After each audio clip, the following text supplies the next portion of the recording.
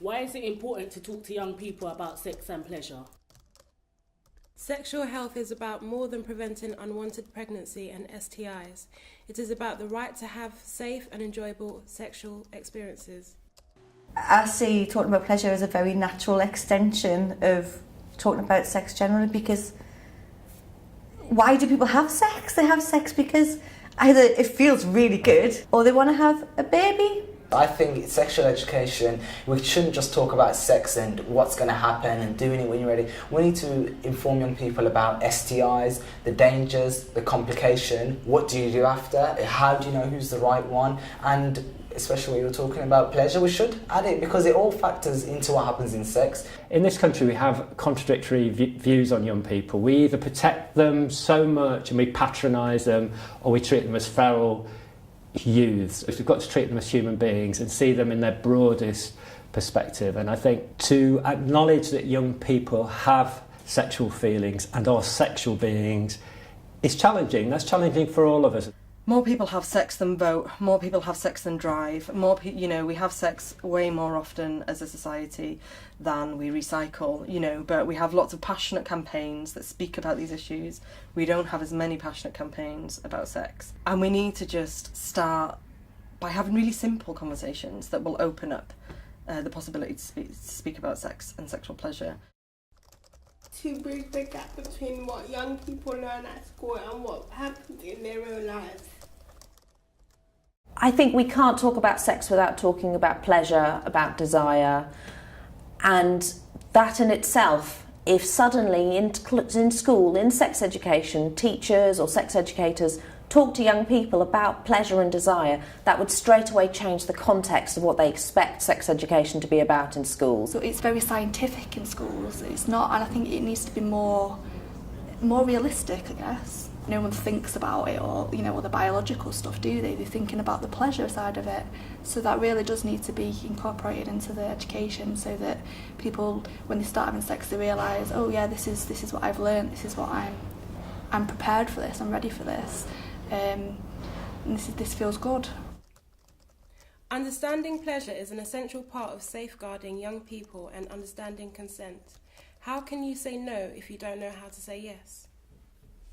In order to talk about what people enjoy, you have to have a conversation about what they don't want to happen to them. It really shocked me as a child protection social worker that we very much sort of pathologise sex and sex education and sexual health, that we never talked about what are the motivations of people having sex. They're two parts of the same thing, talking about pleasure and also talking about welfare, because I'm always reminded of working with young children who didn't have the language to talk about what was happening to them when they were being subjected to sexual violence. If you're talking about sex as something unpleasurable, then you're into the realms of sexual exploitation, sexual abuse. You're into, if sex isn't pleasurable, why are they doing it? Are they being coerced into doing it? Are they being sort of forced into doing something that they don't want to do? So in terms of actually safeguarding young people, pleasure is really actually quite important, because to say actually sex is something that should be consensual, it should be something that is pleasurable, it should be something that you determine that you want to do, and you should do it, safely and responsibly, is a much better message, I think, to give out to young people than to say, just, don't do it, or, if you do, actually, well, it's going to be probably a bit crap. But what we'll do is we'll give you some condoms if you can get to the clinic, but actually we're not actually going to discuss anything else other than, don't get yourself pregnant, don't get yourself an STI. It's your job. A friend of mine who's a youth worker, he's a he, said, I can't talk to young people about sex because I feel like a pervert. Well, actually, that's your job. If they're that embarrassed, then they're probably doing the wrong job for a start. I run a clinic for under 19s. Young people are always going to have sex, and my job is about ensuring that they have sex in a healthy way. So in my real life, if you imagine during my normal day-to-day work. I run a clinic for under 19s, many of whom will come and see me because of sexual health issues, reproductive health issues, concerns about HIV. They might be living with HIV, they might want contraception, for example. The fear about when you see young people in clinic is that sometimes they might be doing it because of peer group pressure, because their friends have done it, and it's almost about kind of ticking a box because you didn't want to be that one person in the class that hadn't had sex, for example. I'm generalising massively, but obviously we do see young people in whom you think, are you truly ready for this? Is this honestly what you want? And that's where we work really hard in teaching young people that they can say no, and they absolutely have a right to say no. But if you have a young person before you who is having sex, it's part of my job to make sure that they're having safe sex, and that also means that they're having good sex. Health and well-being is very much linked in with pleasure, isn't it? And if you're having sex that isn't good, which is often the case when people first embark upon sex, it isn't great. And it's really important that you talk to people about that. And often it takes a really long time to know what you enjoy when it comes to sex. And it takes a lot for a person to say, this is what I like and this is what I don't like. Of course, that's part of my job. It's not just about, I'm going to test you for chlamydia, goodbye. It'll help you to explore safer and maybe more pleasurable alternatives to penis and vagina sex. We could probably address some of these things we're so concerned about better by talking about pleasure and what people find pleasurable. So if you think about it, if you go in with like, oh, people are going to have penis and vagina sex, it might lead to teen pregnancy, it might lead to STIs, you know, then you're kind of constructing a kind of normal sex, which is penis and vagina. Whereas if you go in like with what's the whole sexual menu, what are all the different things that people can do, you might find that, you know, there's less pressure to then have the riskier, you know, from a health perspective kind of sex anyway. It helps us to make sure we include all people of genders and sexualities. If you don't talk about it, what you get is you get a very one-sided view of sex being a penis and a vagina. You don't talk about a clitoris, you don't talk about female pleasure. So you may include sort of male-on-male anal sex, but as we know, not all men who have sex with men have anal sex. So you kind of, and then you just exclude women who have sex with women completely from that. Tackling homophobia as well. You know, there were some people who think, oh, a man and woman, they have sex to have babies, but it's like, well, really? Is that all? Like, every time you have sex, it's just to have a baby? Like, if there's more talk about pleasure and stuff, then that hopefully will make people more accepting of people who choose to have same-sex relationships or same-sex sex. Yeah.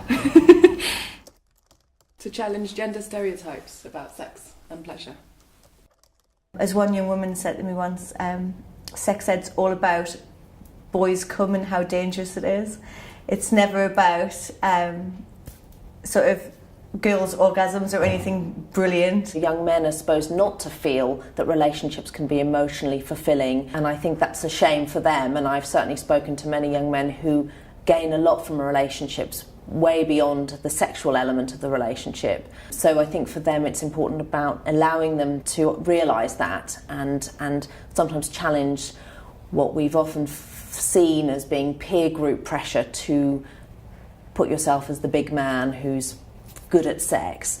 And then for young women it's more about them feeling like it's okay to physically desire sex, as opposed to just having sex in emotionally connected relationships. I remember when I was at school and when I didn't really know much about sort of the pleasure side of sex. I think a lot of it was around guys, boys and stuff, and sort of ejaculation and things like that. So, you know, you talk about them, but not about what happens when girls get aroused, and what girls can do for pleasure. I remember thinking that girls sort of got pleasure just from sort of penetrative sex and things like that, and I think a lot of boys thought that as well, but obviously that isn't always the case. You know, there's, I think, only a few girls that can kind of get a real, you know, like climax from that. So yeah, some more stuff talking about that, and just some more people talk about it, the more okay it will feel. It will be more realistic than porn. The messages that you get from the media and pornography aren't necessarily always about pleasure, quite often about performance, but sex in the media and sex in pornography is very choreographed. It's not it's not reality, is it? You don't knee your partner in the head by accident or fall off the bed or your leg goes into cramp or you don't burst out in a fit of laughter. You don't have that interaction necessarily, and I think it gives unrealistic expectations of what sex should be like. Heterosexual pornography is very goal oriented in terms of the man coming pretty much everywhere, but the man coming, and that's not necessarily what sex is like in real life. So it's a much more of I would hope, a two-way experience. So I think it's important to have those conversations with young people about the difference between fantasy and reality.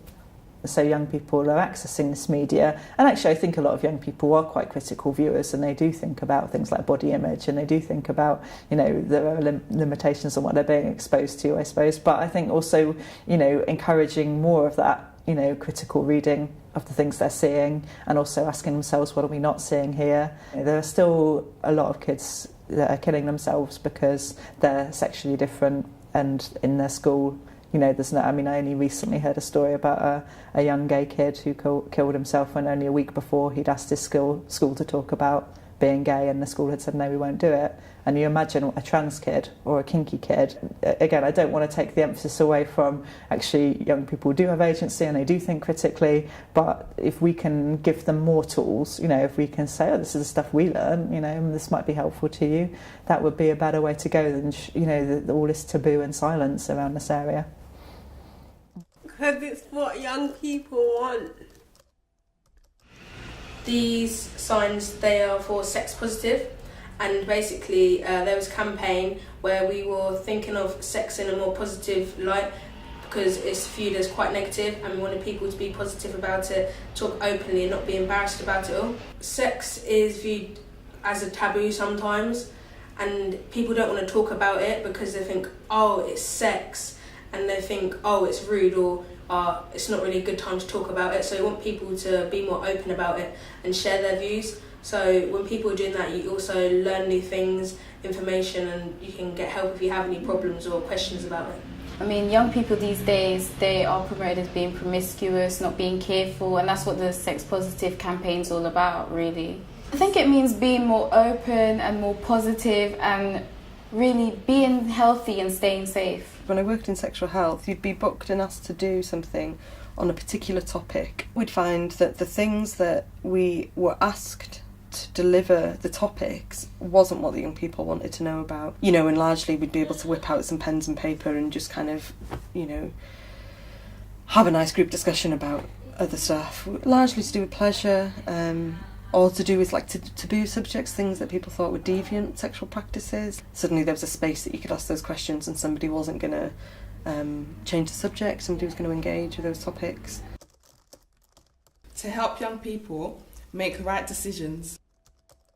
You talk about puberty, you talk about sex, the biological side of it, and then the rest you're left to figure out on your own. And sometimes I think you do make bad choices because of that as well. I know that I did when I was younger. You need to kind of learn about it before you're ready to have sex, I suppose, so that you can make informed decisions and you know what's pleasurable for you and when to say yes and no to sex and different types of sex.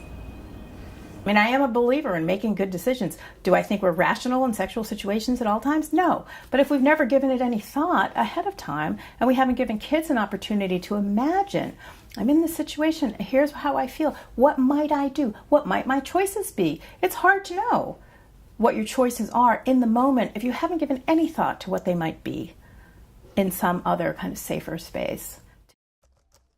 Because no one else will. When I first started hearing about sex and pleasure, you got the side from school where it was all very biological based and mainly around puberty, and then I was hearing things in the playground and on TV and stuff about all the pleasure side of it, and I found that quite confusing because it was like you didn't really know what was true, and it was the sort of thing where you didn't feel comfortable. I felt embarrassed by it, and also even in front of my friends I didn't want to say, oh, I don't know what that is, because you feel a bit like, oh, well, they know what it is, you know. So ultimately, like, I ended up going online and things and reading around it and stuff and educated myself, really, I guess. And I probably did read things which weren't very accurate. So I think it is important that students and school children have a place to go that they can find good information about all this sort of thing.